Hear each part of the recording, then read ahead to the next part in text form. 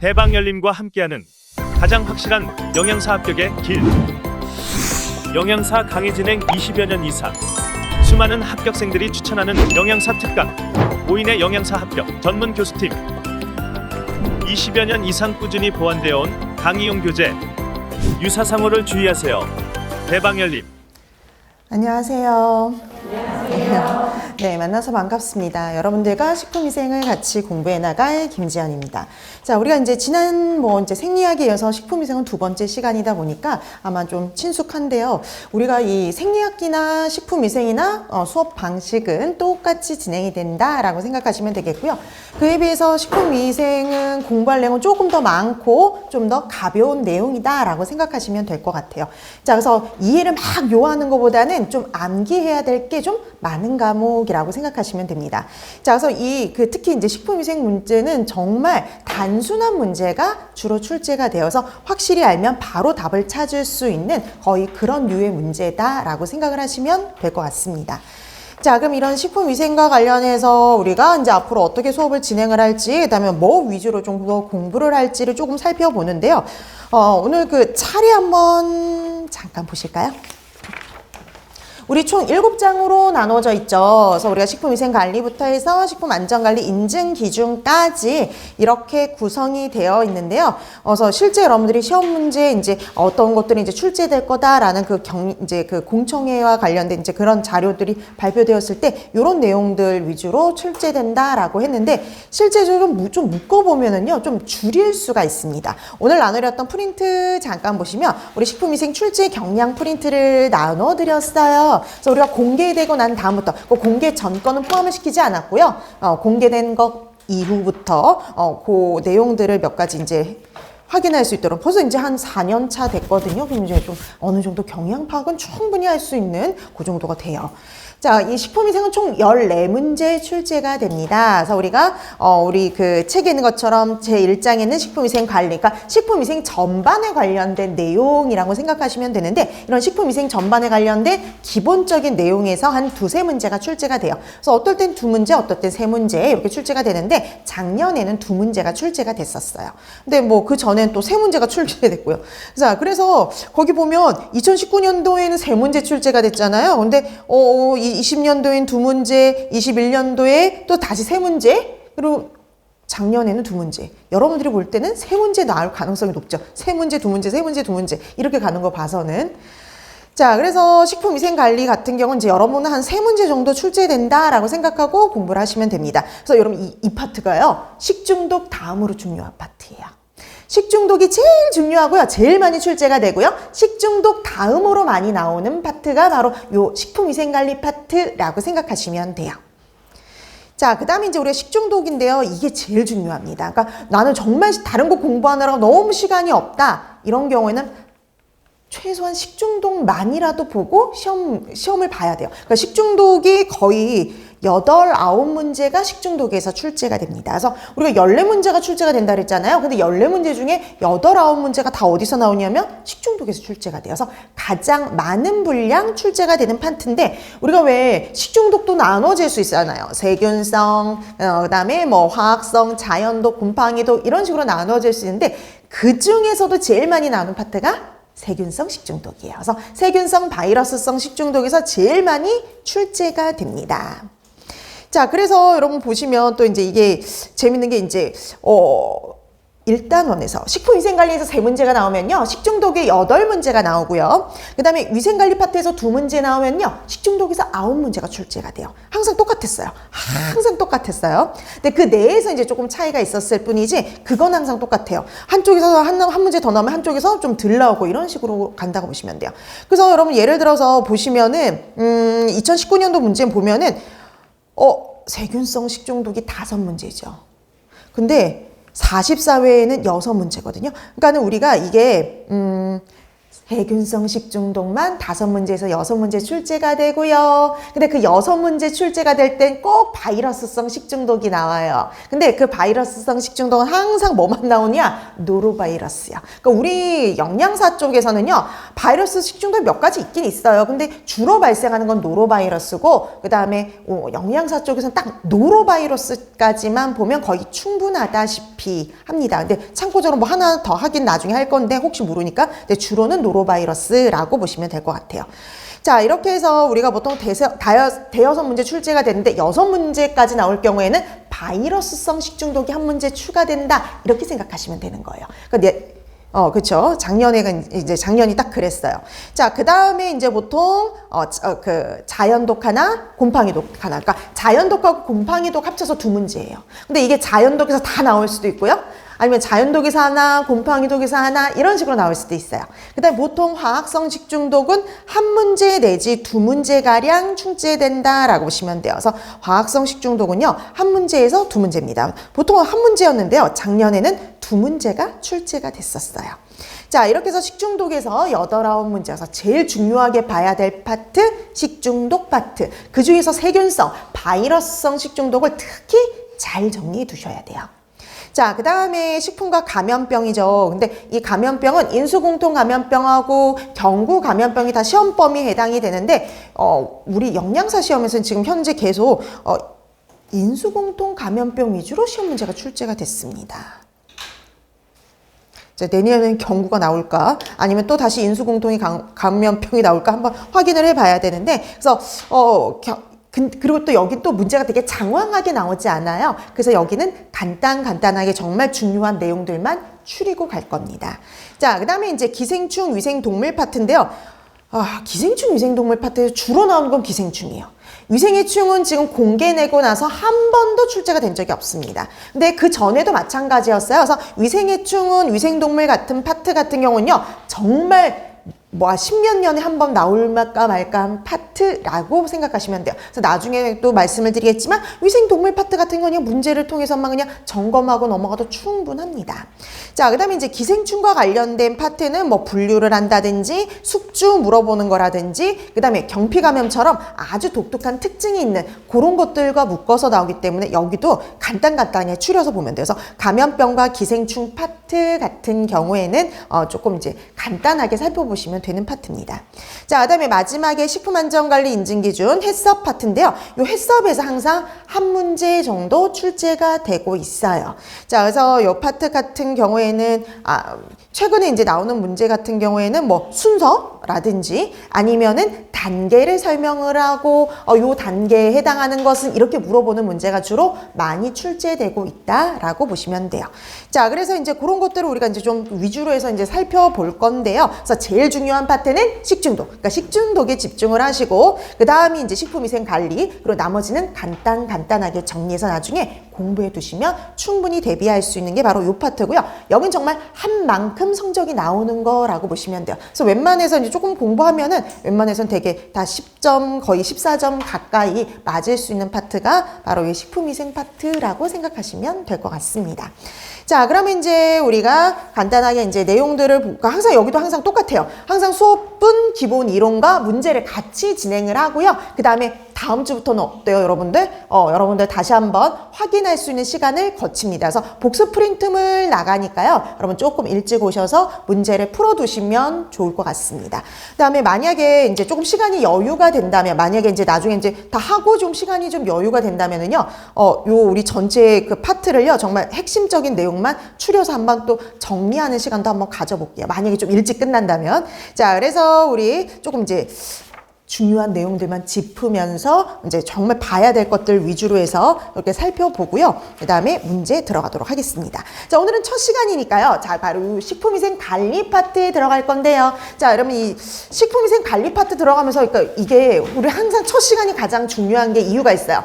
가장 첫 시간이 중요한 게요. 가장 기본 개념. 그 다음에 용어 이런 건 설명하는 건 첫째 시간밖에 없어요.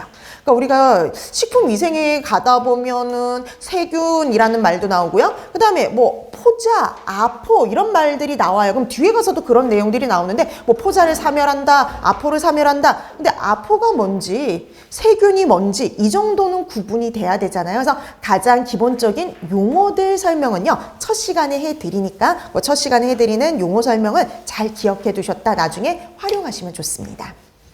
자, 그럼 이제 우리 1페이지부터 가도록 할게요. 자, 식품위생의 개념 잡는 것부터 나와 있는데요. 자, 이 식품위생의 개념 잡는 거 우리나라 식품위생법과 WHO의 정의를 간단히 봐두시면 되겠는데요.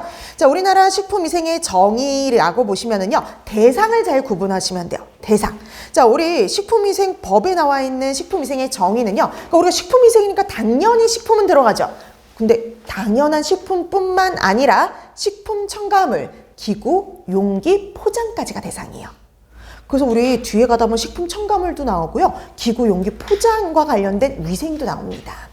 자, 그래서 식품 첨가물, 기구, 용기, 포장이 대상이다 라고 보시면 되겠고요. 자, WHO의 정의 보시면은요. 자, 이 WHO의 정의는 식품의 생육, 생산, 제조로부터요. 인간이 섭취하는 것. 우리가 처음에 만들어지는 단계부터요. 만들어지는 단계부터 사람이 섭취하기까지 모든 단계에서요. 식품의 안전성, 건전성, 완전 무결성을 확보하기 위한 모든 수단을 의미를 해요. 그러니까 이게 여러분도 아시겠지만 영양사에도 식품위생이 있고 위생사에도 식품위생이 있어요. 그쵸? 근데 그 위생사의 식품위생은 좀 더 많은 문항이 시험 문제가 출제가 됩니다. 40문항이요. 자, 그러다 보니까 좀 범위는 더 많아지긴 하지만 더 많이 근데 얘는 우린 14문제잖아요. 확 줄어가지고 근데 옛날에는 되게 문제 나오는 경향이 엄청 달랐거든요. 근데 요즘 많이 비슷해져요. 많이 비슷한 점이 많거든요. 그렇기 때문에 저쪽에서 나왔던 게 우리 쪽에서 나올 수도 있습니다. 그래서 항상 그런 걸 감안해야 되는데 어떤 해 보면은요 똑같이 그 사전 준비 단계에 해당하는 뭐 해썹의 단계를 찾아 똑같은 문제가 출제가 되기도 해요. 그래서 비슷한 유형의 문제가 요즘 꽤 나오는 편이에요. 영양사나 위생사나. 근데 작년에 이제 위생사에서 요 WHO의 정의 가로놓기 문제가 나왔었습니다. 안전성, 건전성, 완전 무결성. 자, 그래서 우리도 혹시 모르니까 봐두자라는 거죠. 그래서 우리가 식품의 생육, 생산, 제조로부터 섭취하기까지 식품의 안전성, 건전성, 그리고 완전 무결성을 확보하기 위한 모든 수단을 가지고 식품위생 이렇게 정의를 내려요. 보통 가로는 하나 나옵니다. 하나. 근데 그게 안전성이 나올 수도 있고 건전성이 나올 수도 있고 완전 무결성이 나올 수도 있어요. 그 중에 하나를 가로를 넣는 거죠. 자, 그래서 여러분들이 식품위생의 정의는 식품위생법에서는 대상, 그 다음에 WHO에서는 안전성, 건전성, 완전 무결성을 확보하기 위한 것이 모든 수단이 식품위생이다? 이 정도 봐두고 가면 됩니다.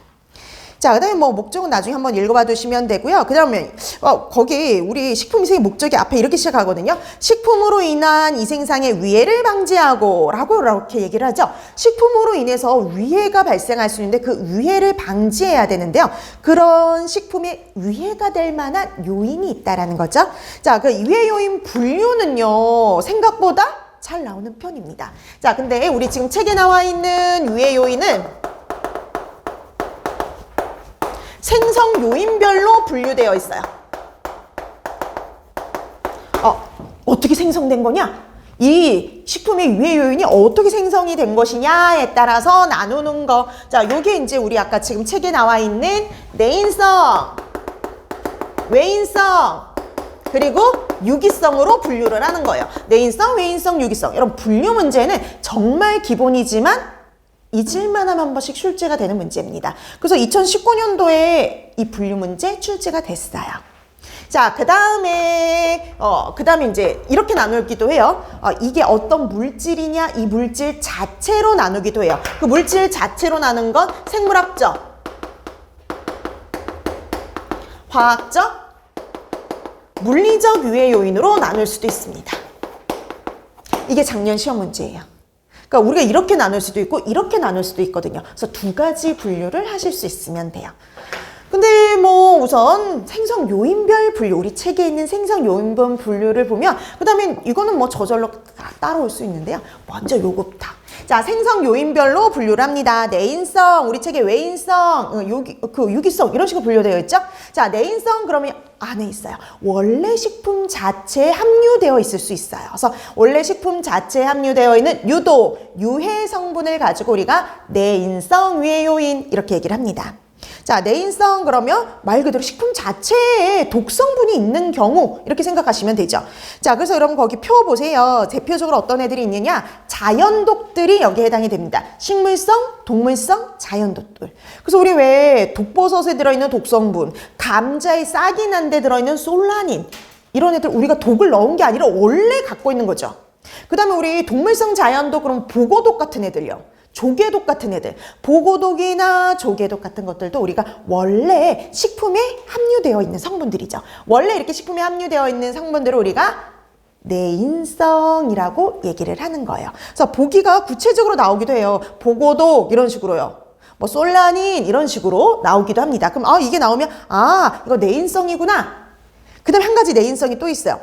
원래 식품에 들어있는 성분 중에 생리작용 성분들도 있습니다. 그런 생리작용 성분들 중에 저기 끝에 가보면 식이성 알레르겐이라고 되어 있는 거 있죠. 맨 끝에 가니까 식이성 알레르겐 있죠. 자, 이런 식이성 알레르겐도 내인성으로 분류가 돼요. 이게 뭐냐면 여러분 우리 간혹 보면 모든 사람은 아닌데 복숭아에 알레르기가 있는 사람들 있죠. 원래 이 복숭아 같은 경우도 원래 식품 자체에 들어있는 성분 때문에 알레르기가 발생하는 거잖아요. 이렇게 원래 식품 자체에 들어있는 알레르기를 유발하는 물질을 식이성 알레르겐이라고 얘기를 해요. 자, 이런 식이성 알레르겐, 그다음에 뭐 독버섯, 그다음에 보고독에 있는 이런 독성분들이 내인성 외요인이라고 봐두시면 됩니다. 자, 그 다음에 두 번째 외인성. 그럼 외인성은요 원래 식품 자체에 있던 성분이 아니라 외부로부터 들어오는 거예요. 그래서 외부로부터 혼입되거나 이행된 거 이렇게 되어 있죠. 그러니까 외부로부터 들어온 거예요. 그래서 대다수는 여기에 해당이 돼요. 그러니까 왜 우리 식중독균, 기생충 이라든지 그 다음에 여러 가지 화학 물질 이런 애들이 다 여기에 해당이 된다라고 보시면 돼요. 대다수가 여기입니다. 자, 그래서 뭐 거기 구체적인 예를 보면 뭐 식중독균이라든지 곰팡이라든지 기생충 이런 거라든지 그 다음에 유해 첨가물들 그 다음에 뭐 잔류 농약이나 뭐 방사능 물질이나 기구나 포장이나 이런 데서 용출되는 뭐 중금속 같은 것들 이런 것들이 여기에 해당이 될 수 있죠. 그러니까 대다수는 여기에요. 그러니까 우리가 굳이 뭐 원래부터 식품에 들어있는 성분도 있지만 외부로부터 이렇게 들어오는 경우, 오염되는 경우가 거의 대다수죠. 그래서 거의 대다수는 외인성이라고 보시면 돼요. 자, 그 다음에 마지막 그럼 유기성이 있어요? 그럼 되게 특이하네. 원래 식품 자체에 들어있는 성분도 있고요. 외부로부터 나중에 오염되는 경우도 있잖아요. 이렇게 오염되는 경우가 거의 대다수예요. 그럼 원래 자체에 있던 것도 아니고 외부로부터 들어온 것도 아닌 경우 이 바로 유기성은요 중간에 생성되는 물질입니다. 자, 우리가 식품을 제조하거나 가공하거나 가열하거나 유통하는 과정 중에요 중간에 생성되는 물질이라고 보시면 돼요. 중간에 만들어져요. 중간에 생성되는 물질이라고 보시면 됩니다. 그래서 이거 같은 경우 우리가 식품을요 가공하는 과정 중에, 제조하는 과정 중에, 가열하는 과정 중에 생성될 수 있는 물질이라고 보시면 돼요. 자, 그래서 우리 거기 표에 보니까 이런 애들이 해당이 된다는 거죠. 산화유지. 우리 책에 보니까 거기 산화유지. 원래 기름에는 없는데 기름이 산패가 되면 산화되면은 유독물질들이 만들어지죠. 대표적으로 만들어지는 유독물질 과산화물 같은 애들 이런 애들이 여기에 들어갈 수가 있죠. 과산화물 같은 애들. 자, 그 다음에 또 우리 책에 보니까 이런 애들도 있어요. 우리 여러분 햄 좋아하시나요? 햄이나 베이컨 같은 것들 보면은요 만들 때 색깔을 아름답게 하기 위해서 뭘 쓰냐면은 발색제를 써요. 근데 그 발색제하고 식품에 있던 성분하고 반응해서요 발암성 물질이 만들어져요. 니트로사민이라는 발암성 물질이 만들어집니다. 그 다음에 여러분 이런 말 들어보셨어요? 탄 음식을 먹으면 암이 발생한다고요. 탄 음식에서도요 발암성 물질인 벤조피렌이라는 물질이 발생할 수 있기 때문이에요. 그러니까 원래는 없던 거예요. 근데 음식이 타게 되면 벤조피렌이라는 발암성 물질이 만들어지는 거죠. 자, 근데 심지어 여러분 감자요. 이런 감자를 튀겨도 만들어져요. 감자를 튀길 때 만들어지는 유독 성분 아크릴 아마이드. 다 여러분 시험 문제 식중독 파트에서 예전에 다 나왔던 명칭들이에요. 그러니까 이런 애들이 이렇게 중간에 만들어진 애들이에요. 이렇게 중간에 만들어진 애들이 다 뭐에 해당이 되느냐? 유기성 유해 요인으로 분류된다라고 보시면 되는 거예요. 자, 그래서 얘네들은 다 유기성 유해 요인 이렇게 보시면 됩니다.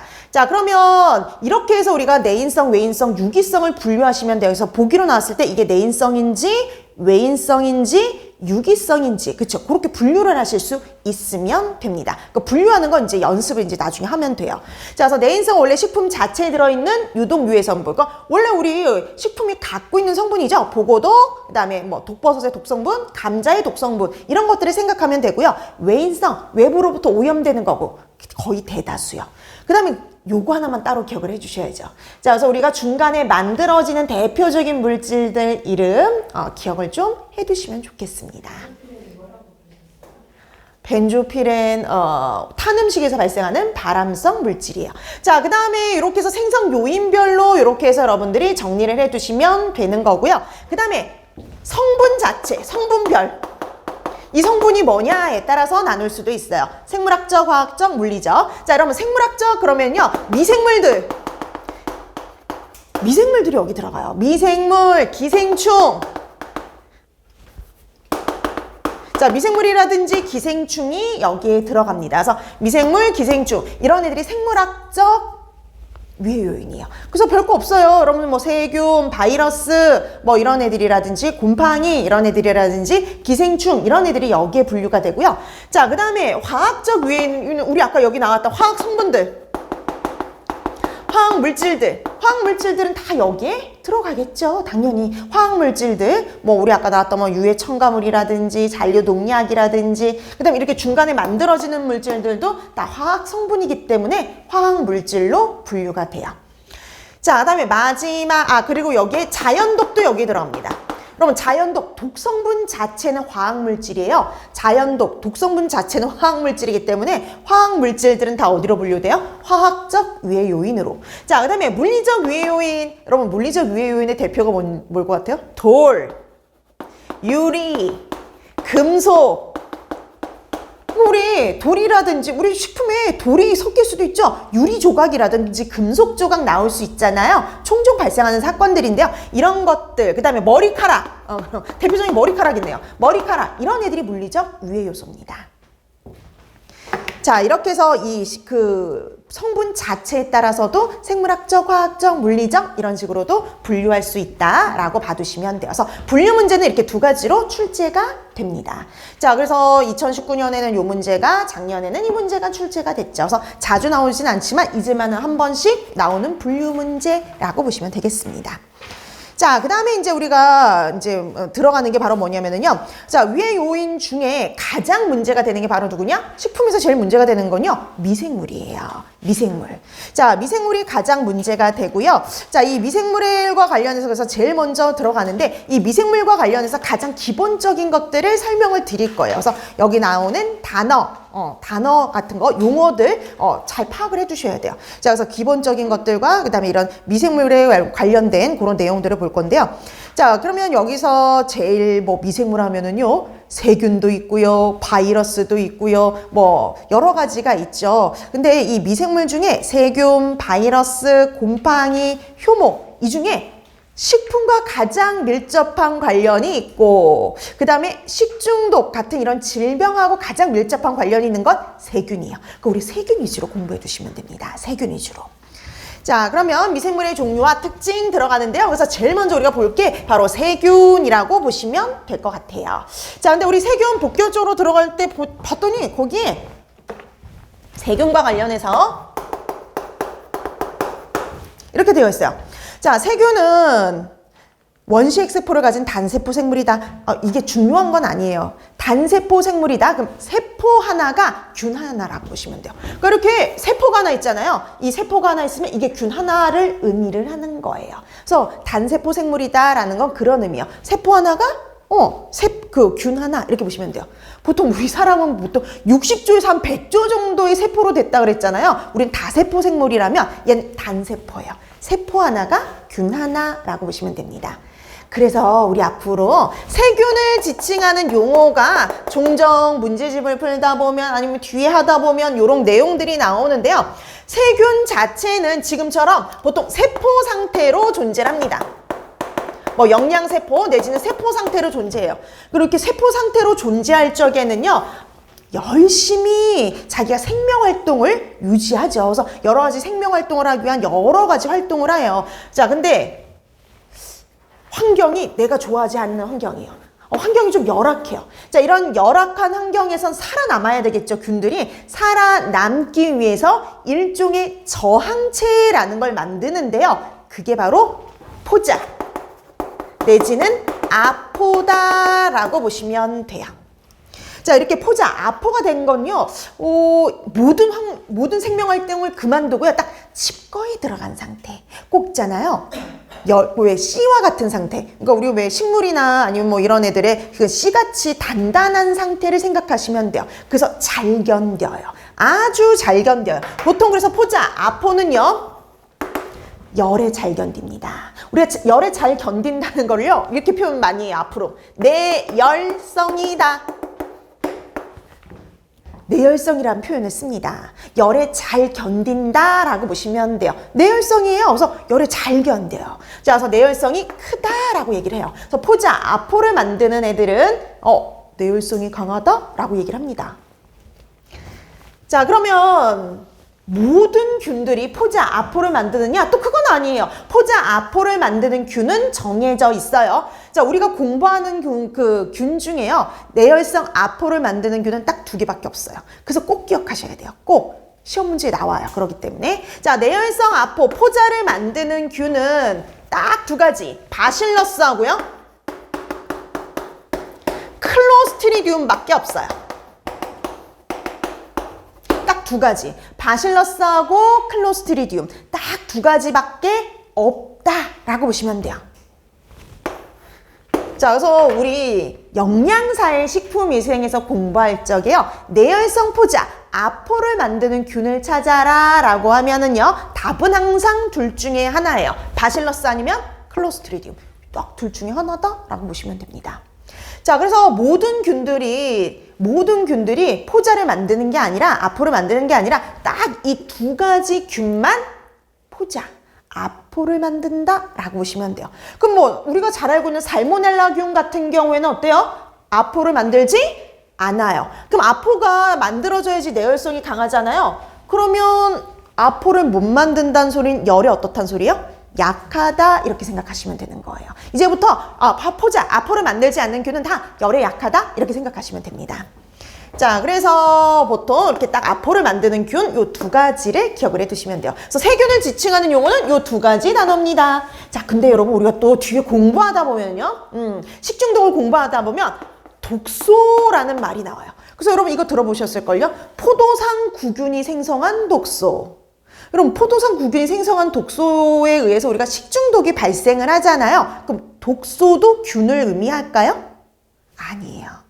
균 자체가 아니에요. 그러니까 여러분 얘는 독소라는 애는요. 균이 만들어서 자기 몸 밖으로 내보내는 애가 독소거든요. 그러니까 얘는 그냥 독소는 균이 만든 물질이라고 보시면 됩니다. 균이 만든 물질이지 이 독소는 균 자체를 의미하는 게 아니에요. 독소는 균이 아니에요. 세균이 아니라 세균이 만든 물질 구분하실 수 있어야 돼요. 왜냐면 이제 뒤에 가면 균이 열에 강하다, 독소가 열에 강하다 이렇게 나오는데요. 균 자체하고 독소는 별개의 것이기 때문에요. 특징이 어떨까요? 다를 수가 있어요. 뭐 균은 열에 강한데 독소는 열에 약하다든지. 왜요? 별개의 물질이니까요. 근데 이거를 같이 생각을 하게 되면 균하고 독소하고 같은 거잖아. 그럼 균이 열에 강하면 독소도 열에 강하지? 이렇게 착각할 수가 있거든요. 자, 그래서 개념 잡기입니다. 첫째 시간은 개념 잡기예요. 자, 우리가 균을 의미하는 건 영양세포 상태, 포자 상태 이런 식인 거고요. 독소는 절대 균을 의미하는 게 아니라 균이 만든 물질이라고 생각하시면 돼요. 그래서 균이 만든 물질이에요. 자, 그래서 이렇게 개념 잡기 해주시고요. 그 다음에 여기 암기할 게 꼭 있어요. 포자, 아포를 생성하는 균은 딱 두 가지만 기억하시면 돼요. 바실러스, 클로스트리디움. 그쵸? 딱 두 가지. 자, 그 다음에 이제 세균의 형태에 갑니다. 자, 여러분 세균의 형태는 구균, 간균, 나성균인데요. 우리는 딱 이 정도만 나누면 돼요. 간균 아니면 구균. 간균과 구균요. 간균은요, 이렇게 막대기 모양이에요. 막대기. 그래서 우리가 간균 아니면 막대기형이라고 얘기를 하는데, 그러니까 우리가 딱 이렇게 막대기균, 이렇게 막대기형으로 생긴 균이 간균이에요. 아, 그러면 간균과 구균을 구분할 수 있으면 된다 그랬죠. 근데 너무 쉽지 않아요? 황색, 포도상, 구균. 이렇게 붙은 애들만 뭘까요? 구균이요. 그럼 나머지는 다 뭐라고 보시면 돼요? 간균. 그쵸? 구분 쉽습니다. 뒤에 구균 이렇게 안 붙어 있으면 그냥 나머지는 다 간균이에요. 근데 여러분 이제 문제는 보기가 이런 식으로 나올 수 있다는 거죠. 이런 식으로. 그럼 또 어떻게 구분하느냐? 구균들은 다 이렇게 끝나요. 코커스. 이렇게 코커스 이렇게 끝나요. 그래서 코커스 이렇게 끝났으면 아, 얘 구균이야. 이렇게 알아보실 수 있으면 돼요. 이렇게 알아볼 수 있으면 돼요. 자, 그러면 이런 균이 있어요. 하나는 뭐 이건 쓰실 필요 없어. 뒤에 나오니까. 구분이 되나요? 구분되죠? 자, 얘는 무슨 균일까요? 그렇죠. 간균. 안 붙어 있으니까 간균. 그 다음에 얘는 뒤에 뭐 붙어 있어요? 코커스 붙어 있죠. 그럼 얘는 뭘까요? 구균. 이런 식으로 구분만 하실 수 있으면 돼요. 그러니까 우리 식품위생 다 객관식이죠. 그렇기 때문에 쓰실 줄은 몰라요. 몰라도 상관없어요. 근데 보고 읽을 줄만 알면 돼요. 보고 읽기. 자, 그래서 뒤에 아무것도 안 붙어 있다 그러면 간균. 근데 뒤에 코커스로 끝난다 그럼 뭐라고 보면 돼요? 구균이다. 이렇게 봐두시면 되는 겁니다. 이 정도 구분하게 해주시면 돼요. 자, 그래서 균 형태는 요 정도 구분해 두시면 됩니다. 자, 그 다음에 이제 세균의 증식 조건이라고 되어 있죠? 세균이 증식하기 위해서 필요한 조건이라고 보시면 돼요. 자, 제일 먼저 나온 거 뭐예요? 식품. 자, 여러분들이 보면 세균이 증식하기 위해서 당연히 영양분이 필요하겠죠? 네, 영양분. 뭐 탄수화물, 지방, 단백질, 무기질, 비타민 이런 것들이 필요하지만 특히 필요한 건 단백질 함유 식품입니다. 그래서 여러분 특히 단백질 함유 식품에서요. 균이 특히 잘 번식해요. 자, 그런 균이 특히 잘 번식하는 식품을 가지고 우리가 뭐라고 하느냐? 잠재 위해 식품이라고 얘기를 해요. 잠재 위해 식품. 자, 예전에는 이게 잠재 위해 식품이었는데 최근에는 시간 온도 관리가 필요한 식품이라고 얘기하기도 합니다. 이게 미국에서 가져온 개념인데 미국에서 이름이 바뀌었거든요. 시간 온도 관리가 필요한 식품. 그래서 단체급식 쪽에서는 이렇게 시간 온도 관리가 필요한 식품으로 다 바뀌었는데 식품위생책에는 아직도 잠재 위해 식품 이렇게 나오는 책도 있어서 두 가지를 같이 봐두시면 돼요. 잠재 위해 식품, 시간 온도 관리가 필요한 식품. 자, 여러분 이 잠재 위해 식품은요. 미생물이 특히 증식하기 쉬운 식품들을 우리가 잠재 위해 식품 그러는데요. 어떤 애들이 그러냐면요. 단백질 함량이 높아야 돼요. 단백질 함량이 높은 식품이면서 pH가요 중성에 가깝다든지 아니면 수분 활성도가 높은 식품 있죠. 이런 애들이 보통 잠재 위해 식품이다 라고 보시면 돼요. 그러니까 이런 데에서 특히 미생물이 잘 번식한다 라고 생각하시면 됩니다. 자, 그 다음에 두 번째 가볼까요? 우리 적정 pH. 여러분 미생물마다 좋아하는 pH가 따로 있다라고 생각하시면 되는데요. 자, 그러면 두 가지로 나눠두면 돼요. 특히 세균은 pH가 뭐일 때 되게 좋아하느냐? 중성일 때를 상당히 좋아합니다. 그에 비해서 곰팡이나 효모는요. pH가 어때요? 3 내지 5 정도 약간 산성일 때 잘 번식해. 그럼 우리가 중성일 때 잘 번식하는 건 세균, 산성일 때 잘 번식하는 건 누구예요? 곰팡이나 효모 이렇게 구분해 두시면 돼요. 그러니까 수치는 몰라도요. pH가 산성일 때 문제가 되는 애, 중성일 때 문제가 되는 애. 그 정도는 구분해 두시면 돼요. 자, 그래서 pH가 산성인 식품에서 문제를 일으키는 건 주로 곰팡이나 효모다 이렇게 보시면 돼요. 그러니까 여러분 귤 같은 거 생각해 보세요. 귤. 우리 겨울에 귤 많이 먹었죠. 근데 귤에 잘못 보관하면 그 위에 하얗게 뭐가 피어요? 곰팡이 피잖아요. 그렇죠? 곰팡이. 이렇게 시큼한 식품에서는 곰팡이가 문제다. 이 정도 기억하시면 돼요. 자, 자, 그 다음에 세 번째, 시간이라는 거요. 자, 시간. 당연히 시간이 지나면은요, 균수가 대수적으로 증가해요. 여러분, 세균은요, 이분열법에 의해서 증식하니까 이렇게 하나였던 애가 몇 개가 되냐면 2개. 그럼 또 시간이 지나면 2개가 몇 개로 늘어날까요? 4개로 이런 식으로 늘어나죠. 그래서 대수학적으로 증가한다. 이런 표현을 쓴 거예요. 자, 그 다음에 그 세대 시간이 나와 있긴 한데 참고적으로 그냥 읽고 넘어가시면 돼요. 굳이 암기하거나 할 필요 없어요. 자, 세대 시간이라는 건 세균이 증식해서 그 수가 2배로 증가하는데 걸리는 시간. 여러분, 그냥 이거예요. 하나에서 2개로 늘어나는데 걸리는 시간이라 보시면 돼요. 여러분, 예를 들어서 세대 시간이 장염 비브리오 있잖아요. 장염 비브리오는 세대 시간이 10분이에요. 그럼 뭐예요? 10분마다 몇 배씩 늘어난다는 소리예요? 2배씩 늘어난다는 소리입니다. 그래서 세대 시간이 되게 짧을수록요, 증식 속도가 어마어마하게 빨라요. 자, 그 다음에 온도, 요건 반드시 봐두셔야 되는데요. 우리가 온도에 따라 가지고 균을 저온균, 중온균, 고온균으로 나누어지는데요. 거기 책에 있듯이 자연계에 가장 광범위하게 널리 분포되어 있다. 그럼 여러분, 가장 널리 분포되어 있는 건 저온균, 중온균, 저온균 중에 어느 걸까요? 당연히 중온균이죠. 여러분, 대다수는요, 중온균이에요. 그래서 거기 가로에 넣을 거 중온균입니다. 자, 그래서 가장 광범위하게, 가장 널리 분포되어 있는 건 중온균. 그래서 여러분, 대다수의 부패균이라든지 식중독균은요, 여기에 해당이 됩니다. 자, 그래서 우리가 이제 앞으로 볼 부패균들, 그리고 대다수의 식중독균들은 다 중온균이라고 얘기해요. 아닌 예외적인 애들은요, 나중에 꼭 짚어드리거든요. 그래서 그런 예외적인 애들을 제외하고는 다 중온균이다 라고 봐두시면 됩니다.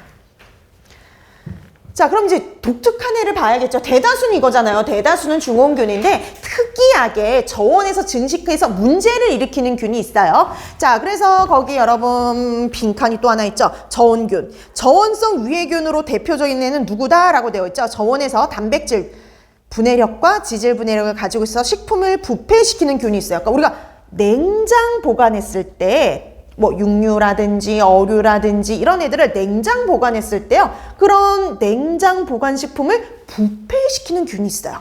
가장 대표적인 거 슈도모나스입니다.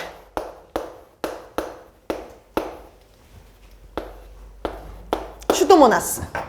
자, 이 슈도모나스 같은 경우에는요, 우리가 냉장 보관을 했을 때, 우리가 식품을 냉장 보관했을 때 식품을 부패시키는 균이라고 보시면 돼요. 얘도 시험 문제에 출제가 된 적이 있어요. 2018년인가 2017년인가 그때쯤 해가지고. 자, 그래서 특이한 애는 기억해 두셔야죠. 자, 우리가 냉장 상태에서 부패를 일으키는 균 슈도모나스 이렇게 봐두시면 돼요. 근데 여러분, 식중독 균 중에도 있어요.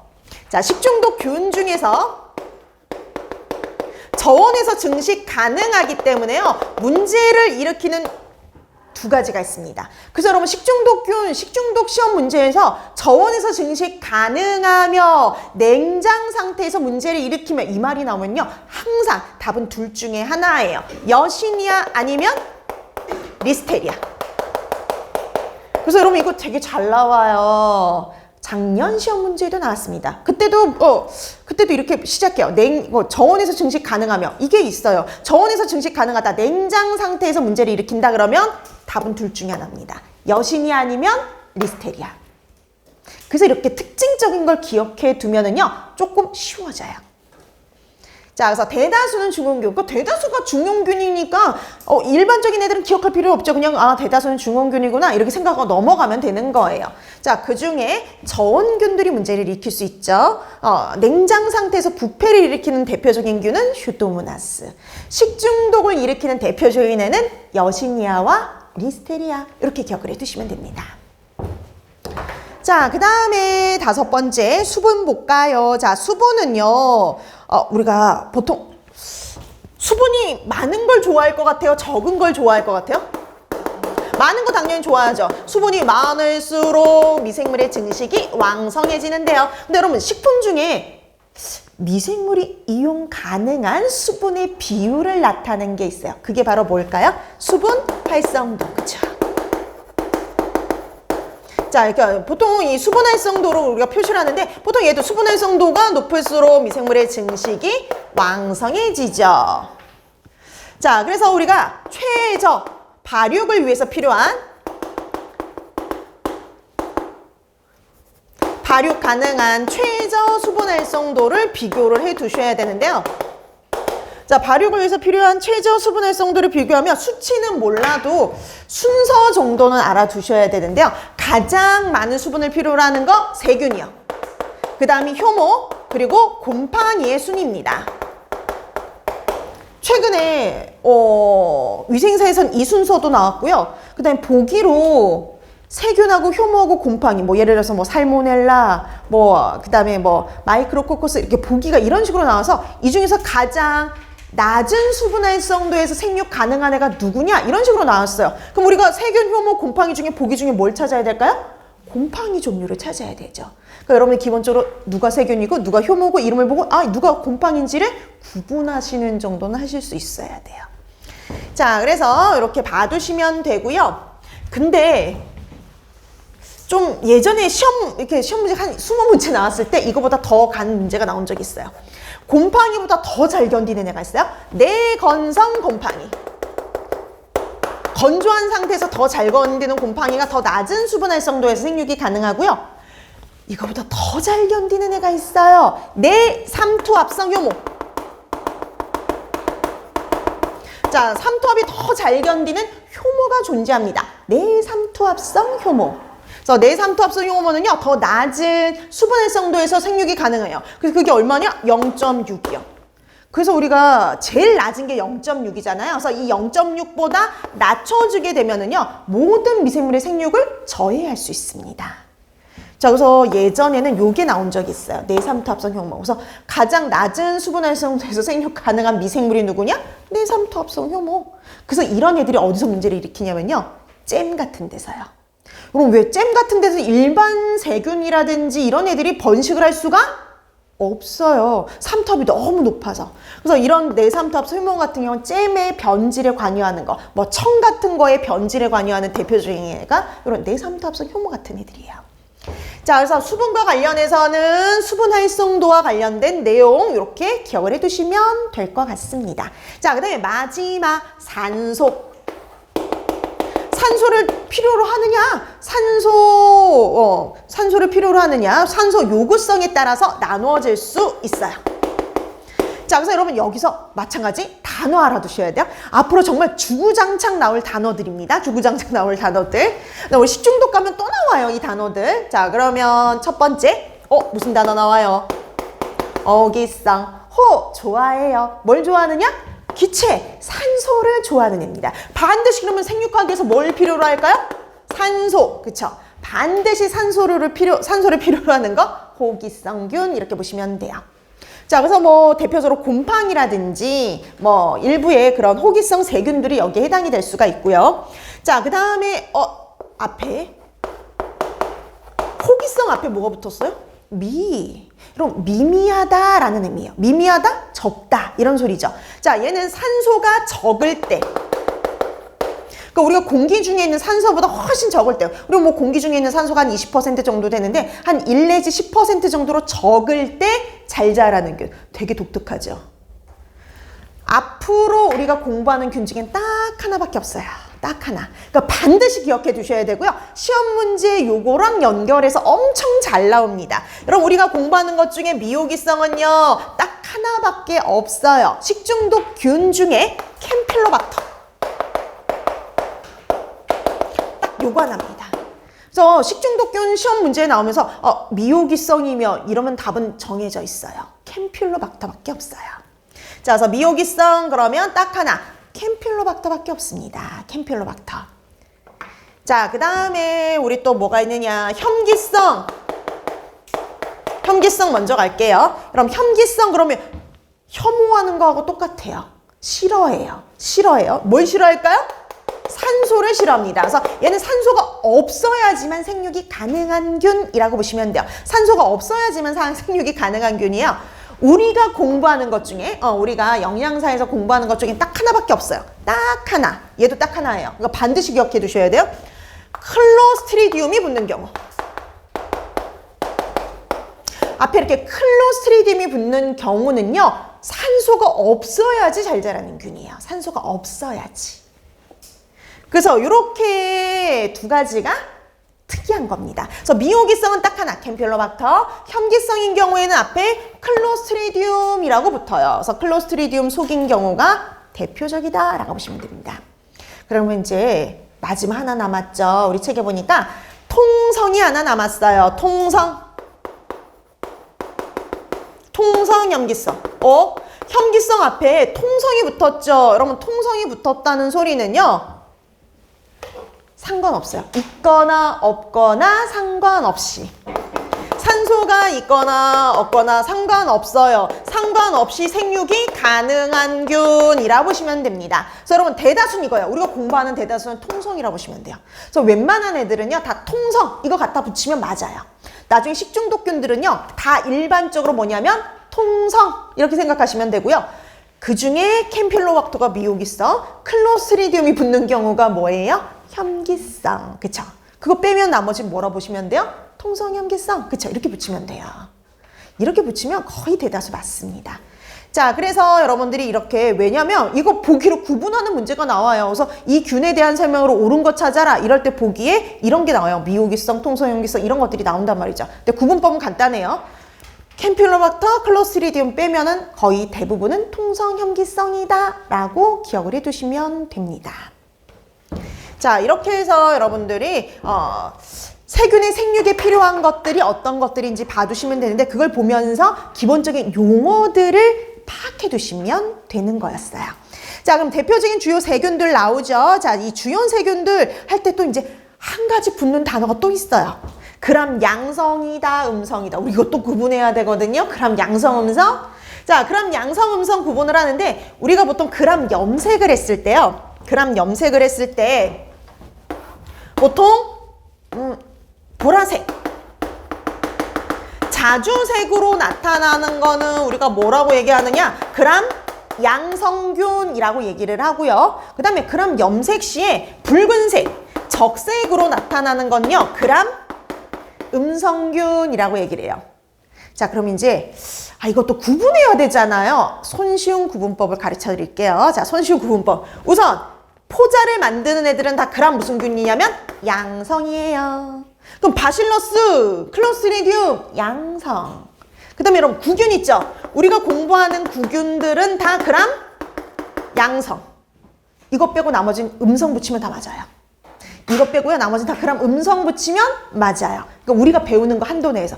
원래는 더 이게 다르게 다 해야 되지만 우리가 배우는 한도에서는 이렇게 간단하게 분류할 수 있어요.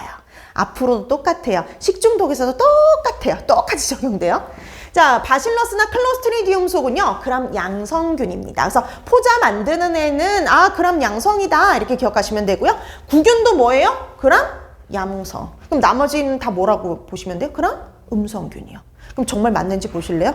우리 거기 주요 세균 보세요. 주요 세균. 바실러스 뭐라고 나와 있어요? 그람 양성. 자, 그 다음에 저쪽 끝에 클로스트리디움 뭐예요? 그람 양성.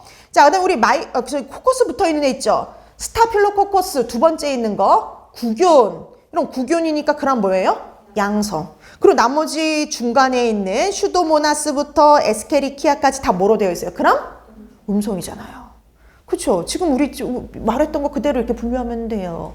바실러스, 클로스트리디움만 그람 양성, 그리고 구균까지 그람 양성이고요. 나머지는 다 그람 음성이구나. 이렇게 분류해 두시면 돼요. 식중독 가면 분류가 더 쉽긴 한데 지금은 이렇게 분류해 두시면 됩니다. 자, 그러면 이제 주요 세균들에 대해서 봐야 되는데 이 주요 세균과 관련된 내용부터는 조금 쉬고 나서 들어가도록 할게요.